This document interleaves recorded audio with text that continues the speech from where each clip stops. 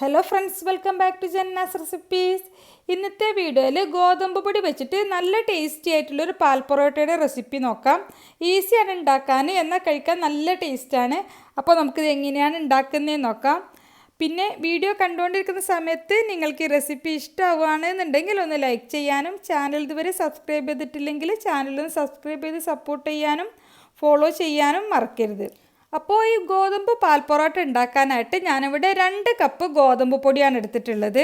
അത് നമുക്കൊരു ബൗളിലേക്ക് ഇട്ട് കൊടുക്കാം. ഇനി ഇതിലേക്ക് ആവശ്യത്തിനുള്ള ഉപ്പ് ചേർത്തിട്ട് നന്നായിട്ടൊന്ന് മിക്സാക്കി കൊടുക്കാം. ഉപ്പ് എല്ലായിടത്തേക്കും ആവുന്ന രീതിയിൽ ആദ്യം നന്നായിട്ടൊന്ന് മിക്സാക്കി കൊടുക്കാം. ഇനി ഇതിലേക്ക് 1 ടീസ്പൂൺ നെയ്യ് ചേർക്കാം, അല്ലെങ്കിൽ ഓയിൽ ചേർത്താലും മതി. ഇനി ഇതിൻ്റെ കൂടെ തന്നെ നമുക്ക് ആവശ്യത്തിന് കുഴച്ചെടുക്കാൻ ആവശ്യത്തിനുള്ള പാലാണ് ചേർക്കുന്നത്. അപ്പോൾ ചൂടുള്ള പാലാണ് ചേർത്തിട്ടുള്ളത്. അപ്പോൾ പാൽ ആവശ്യത്തിന് നോക്കിയിട്ട് കുറേശ്ശെ ഒഴിച്ചിട്ടൊന്ന് മിക്സാക്കി നോക്കാം ആദ്യം. അപ്പോൾ ഞാൻ സ്പൂൺ വെച്ചിട്ട്, ചൂടുള്ള പാലായതുകൊണ്ട് ആദ്യം ഒരു സ്പൂൺ വെച്ചിട്ടൊന്ന് മിക്സാക്കി കൊടുക്കുന്നുണ്ട്. അപ്പോൾ കുറേശ്ശെ പാൽ ചേർത്തിട്ട് നന്നായിട്ടൊന്ന് മിക്സ് ആക്കിയതിന് ശേഷം പിന്നെ നമുക്ക് കൈ വെച്ചിട്ട് നന്നായിട്ടൊന്ന് കുഴച്ചെടുക്കാം. എനിക്കിപ്പോൾ ഇത് ഏകദേശം 1 കപ്പ് പാലോളം ആവശ്യമായിട്ട് വന്നിട്ടുണ്ട്. പിന്നെ നമ്മളെടുക്കുന്ന ഗോതമ്പ് പൊടിയുടെ വ്യത്യാസത്തിനനുസരിച്ചിട്ട് ചെറിയ മാറ്റമൊക്കെ അങ്ങോട്ടും ഇങ്ങോട്ടൊക്കെ വരും. അപ്പോൾ നമ്മൾ ചപ്പാത്തിക്ക് കുഴക്കുന്നതിനേക്കാളും കുറച്ചുകൂടി സോഫ്റ്റ് ആയിട്ട് വേണം കുഴച്ചെടുക്കാൻ. അപ്പോൾ അതിനനുസരിച്ചിട്ട് ചൂട് പാൽ ചേർത്തിട്ട് നന്നായിട്ട് കുഴച്ചെടുക്കുക. നല്ല സോഫ്റ്റായിട്ട് തന്നെ കുഴച്ചെടുക്കുക. ഇനി നമുക്കിത് റെസ്റ്റ് ചെയ്യേണ്ട ആവശ്യമൊന്നുമില്ല, ഉടനെ തന്നെ ബോൾസ് ആക്കി എടുക്കാം. നമ്മൾ സാധാരണ ചപ്പാത്തിക്കൊക്കെ ബോൾസ് ഉണ്ടാക്കുന്ന ആ ഒരു സൈസിൽ തന്നെ ബോൾസ് ആക്കി എടുത്താൽ മതി. ഒരുപാട് വലുപ്പത്തിലുള്ള ബോൾസ് ആക്കി എടുക്കണ്ട. അപ്പോൾ ഈ ഒരു അളവിൽ 2 കപ്പ് മാവ് വെച്ചിട്ട് ചെയ്യുന്ന സമയത്ത് എനിക്കൊരു 9 പൊറോട്ടയ്ക്കുള്ള ബോളാണ് കിട്ടിയിട്ടുള്ളത്. ഇനി നമുക്കിത് പരത്തിയെടുക്കാനായിട്ട് ചപ്പാത്തി പലകയിലേക്ക് കുറച്ച് പൊടി ഇട്ട് കൊടുക്കാം. ഗോതമ്പ് പൊടി തന്നെയാണ് ഇട്ടിട്ടുള്ളത്. ഇനി കുറച്ച് വട്ടത്തിൽ, ഒരുപാട് വട്ടത്തിലല്ല, ഒരു പൂരിയേക്കാളും കുറച്ചുകൂടി ഒരു വട്ടത്തിലൊന്ന് പരത്തിയെടുക്കാം ആദ്യം. എന്നിട്ട് ഇതിൻ്റെ സെൻറ്ററിലേക്ക് കുറച്ച് നെയ്യ് അല്ലെങ്കിൽ ഓയിലൊന്ന് ആക്കി കൊടുക്കാം. ഒരുപാടൊന്നും വേണ്ട, കുറച്ച് മാത്രം മതി. എന്നിട്ട് നമുക്കിത് ഒരു ട്രയാങ്കിൾ ഷേപ്പിൽ ഒന്ന് മടക്കിയെടുക്കാം. ഇത് നമുക്ക് ഇഷ്ടമുള്ള ഷേപ്പിൽ പരത്തിയെടുക്കാം. ഞാനിപ്പോൾ ട്രയാങ്കിൾ ഷേപ്പിലാണ് പരത്തിയെടുക്കുന്നത്. നമുക്ക് വേണമെങ്കിൽ സ്ക്വയറായിട്ട് അങ്ങനെ വേണമെങ്കിലും പരത്തിയെടുക്കാം.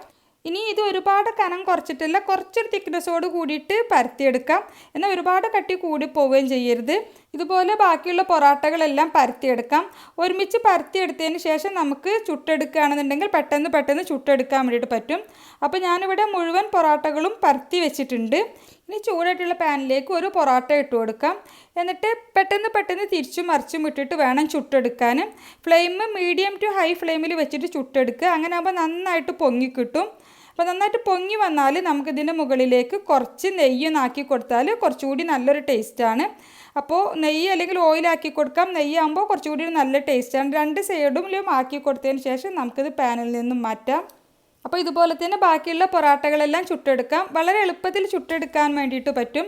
അപ്പോൾ നല്ല സോഫ്റ്റാണ്. വൈകുന്നേരം വരെ ഇരുന്നാലും നല്ല സോഫ്റ്റായിട്ട് ഇരിക്കുന്നൊരു പൊറോട്ടയാണിത്. പിന്നെ ഗോതമ്പ് പൊടി വെച്ചിട്ട് എന്നും ചപ്പാത്തി തന്നെ കഴിക്കുന്നവർക്ക് ഇടയ്ക്കൊക്കെ ഉണ്ടാക്കി നോക്കാൻ പറ്റിയിട്ടുള്ളൊരു അടിപൊളി റെസിപ്പിയാണ്. നമ്മൾ ചപ്പാത്തിൻ്റെയും പൊറോട്ടയുടെ ഒക്കെ കൂടെ കഴിക്കുന്ന ഏത് കറി കൂട്ടി കഴിക്കാനും അടിപൊളിയാണ്. അപ്പോൾ ഇതുവരെ ഇതുപോലെ ട്രൈ ചെയ്ത് നോക്കിയിട്ടില്ലെങ്കിൽ തീർച്ചയായിട്ടും ട്രൈ ചെയ്ത് നോക്കുക. എന്നിട്ട് നിങ്ങളുടെ അഭിപ്രായം കമൻ്റായിട്ട് അറിയിക്കുക. നിങ്ങൾക്ക് ഈ റെസിപ്പി ഇഷ്ടമായെങ്കിൽ ഒന്ന് ലൈക്ക് ചെയ്യാനും, ചാനൽ ഇതുവരെ സബ്സ്ക്രൈബ് ചെയ്തിട്ടില്ലെങ്കിൽ ചാനലൊന്ന് സബ്സ്ക്രൈബ് ചെയ്ത് സപ്പോർട്ട് ചെയ്യാനും ഫോളോ ചെയ്യാനും മറക്കരുത്. അപ്പോൾ ഇൻഷാ അല്ലാഹ് മറ്റൊരു അടിപൊളി റെസിപ്പിയുമായിട്ട് നമുക്ക് വീണ്ടും കാണാം. Thank you for watching.